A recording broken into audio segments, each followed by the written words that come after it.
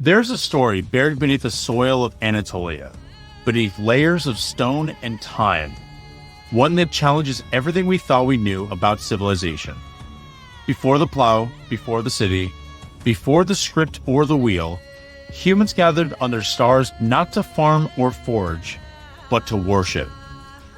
In the hills near what is now Sanliurfa in southeastern Turkey, an ancient secret waited to be unearthed.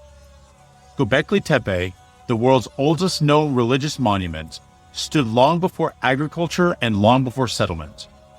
Its massive stone circles, carved, erected, and ritually buried, tells a story not of humanity reacting to its environment, but of humanity guided by something far less tangible: the sacred. This flips the script of history.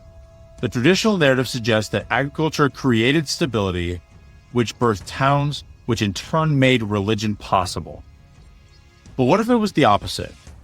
What if it was the sacred, the ineffable sense of something greater, that called humans together in the first place? What if civilization itself was the consequence of religion, not its cause?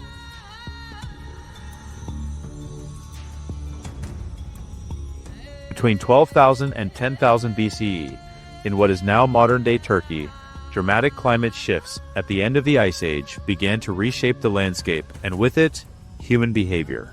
Forests expanded, resources flourished, and once isolated bands of hunter-gatherers began to interact with increasing frequency. These early societies were mobile, their tools portable and precise. Microliths, beautifully crafted, finely honed, were not merely implements of survival. Some bore marks of symbolism, design choices that spoke not of utility, but of meaning. The hand that carved them was not just solving problems, it was telling stories.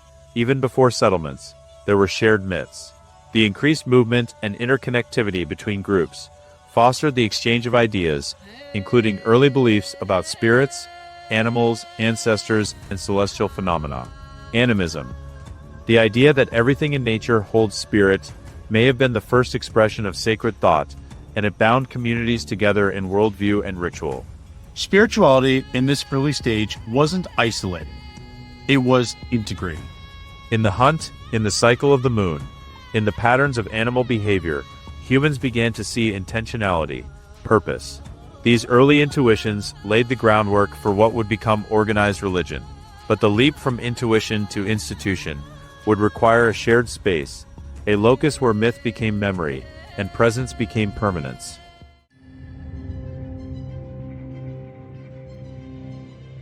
In the hills of southeastern Anatolia, that leap is immortalized in stone. Göbekli Tepe, dated to around 10,000 BCE, is not a village. It is not a fort, nor a palace. It is a temple, arguably the first of its kind. Massive T-shaped limestone pillars, some towering over 16 feet tall and weighing more than 20 tons, form concentric rings. The stones are etched with carvings, foxes, vultures, scorpions, snakes, animals rich in symbolic significance across cultures and epochs. These aren't random decorations. They are sacred images, icons of a forgotten mythos. What makes Göbekli Tepe extraordinary is that it predates not only written language, but agriculture, pottery, and permanent settlement. It was built by hunter-gatherers, people traditionally thought incapable of organizing on the scale necessary for monumental architecture. Yet they did, which means something drove them. A shared purpose powerful enough to bind them in massive, sustained communal labor. And what was that purpose? Not survival, not shelter, not defense. It was worship. Even more fascinating is what happened after. Around 8,000 BCE, Göbekli Tepe was deliberately buried.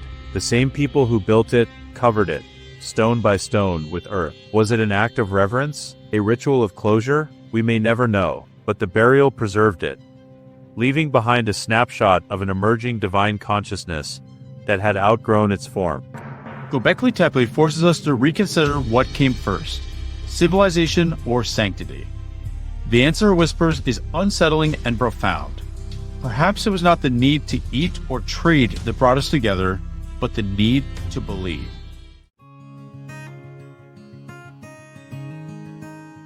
As agriculture took hold around 9000 BCE, the rhythms of life began to change. In Jericho, the first signs of permanent settlement appear. People stopped wandering and started building. They cultivated grain, stored surplus, and with that surplus came new possibilities, hierarchies, professions, rituals. In these first proto-cities, religion evolved from a shared experience into an institution. Rituals could now be tied to the seasons, to harvests, and floods. Priestly roles emerged, and with them, calendars, observances, sacred architecture.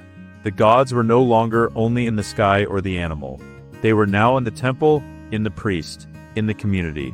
At Knossos in Crete, human settlement can be traced back to 7000 BCE. Here, the transition from animism to deity-centered religion became more visually apparent. Frescoes and figurines suggest reverence for a mother goddess, a symbol of fertility and life force. Bulls, serpents, and trees appear as motifs, suggesting a pantheon born of agrarian cycles and elemental forces. The religious systems that emerged during this time were rooted in land, birth, and death. They didn't just reflect ecological reality, they ritualized it. The plow became sacred, the womb, divine. The seasons were not just natural, they were theological.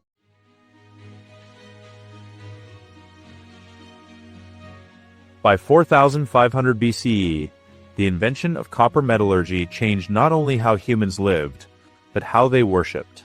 Metal was magic. It transformed stone into blade, earth into tool. The alchemy of fire and ore became a sacred metaphor. Creation through destruction, refinement through heat. Metalworkers rose to prominence, often occupying a liminal role between artisan and priest.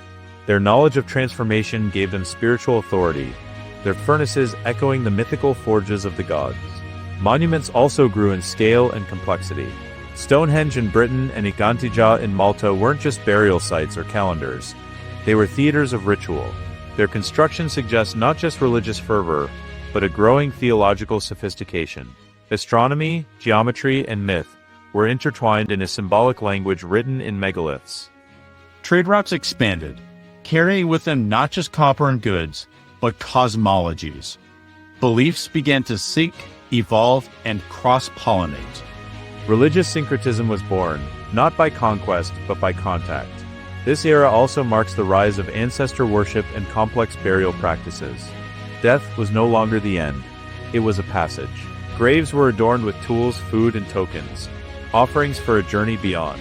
The gods now ruled not just the land of the living, but the shadowy realms beyond.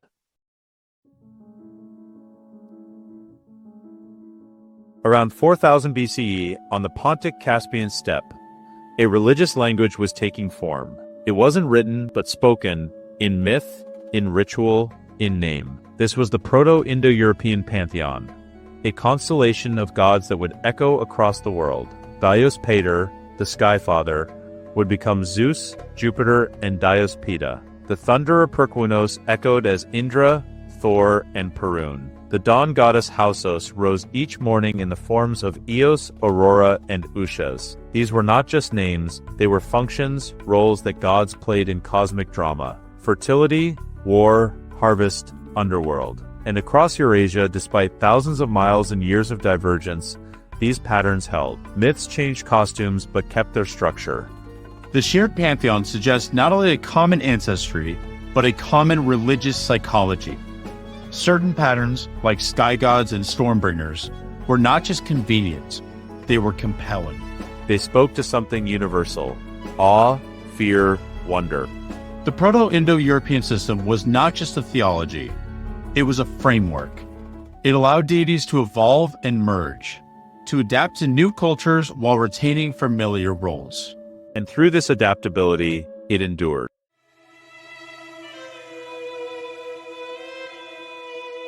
By the second millennium BCE, the Indo-European religious tradition had found fertile ground in the Indian subcontinent. Here it crystallized into the Vedic religion, one of the most well-preserved iterations of ancient divine archetypes. In the Rig Veda we find Indra, the thunder god, mirroring Perquunos of the steppe. He wields the Vajra, a thunderbolt, and slays the serpent Vritra, releasing the life-giving waters, a mythic pattern that echoes across Indo-European and Near Eastern lore. Alongside Indra stands Agni, the fire god, divine mediator between human and cosmic realms. He consumes offerings and carries them to the heavens, maintaining the sacred link between seen and unseen worlds. The Vedic system, though born from steppe traditions, evolved into a deeply philosophical religion. Its hymns speak not only of gods, but of cosmic order, Rita, the principle that holds all things in balance.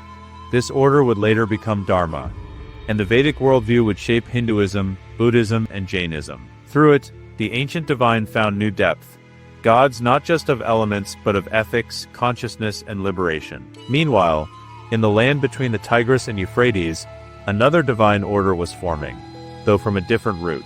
The Sumerians, Akkadians, Babylonians, and Assyrians developed complex pantheons with deities governing sky, storm, love, war, and wisdom. Anu, Enlil, and Inanna held domains that mirrored those of Zeus, Thor, and Aphrodite. Though not Indo-European in origin, these Mesopotamian systems were deeply influential, intersecting with Indo-European traditions through trade and conquest. Over time, these systems interacted. Gods merged, myths were shared. Marduk absorbed attributes of storm gods. Ishtar became Astarte and then Aphrodite. The divine was no longer bound by culture. It traveled, adapted, endured.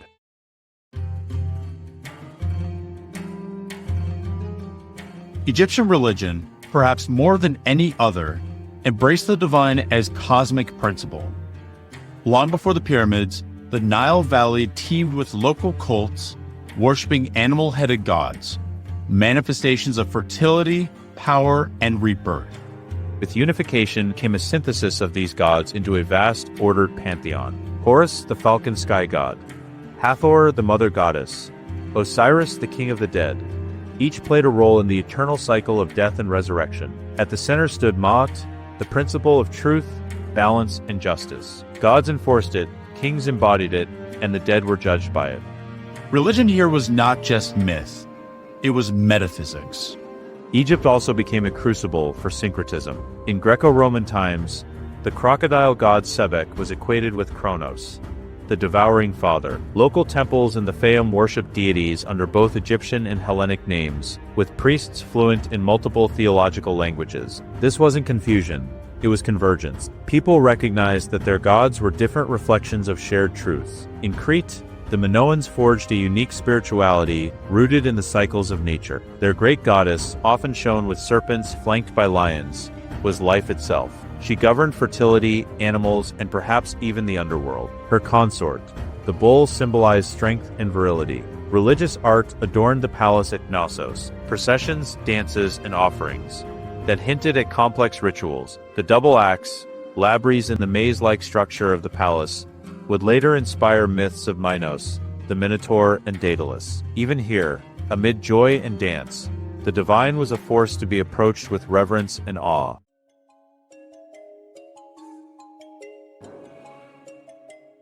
Rome inherited gods as it built roads, selectively, strategically, and with purpose. It absorbed Greek deities wholesale, but didn't stop there. From Etruscans, it took ritual. From Egypt, symbols. From the Celts and Germans, divine names and myths. The result was not a simple pantheon, but a theological empire.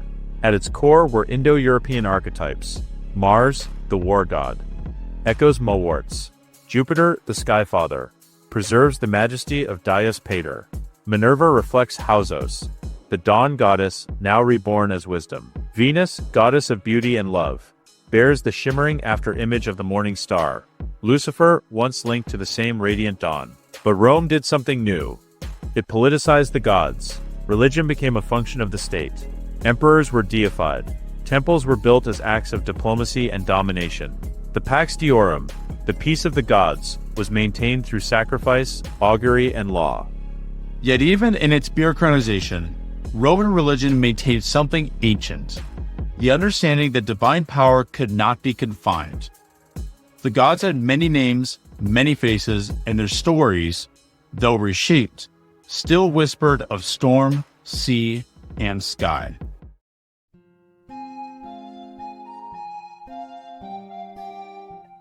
In the forests and highlands of Europe, Far from the monumental temples of Egypt or the academies of Athens, the divine moved through the wind and the oak.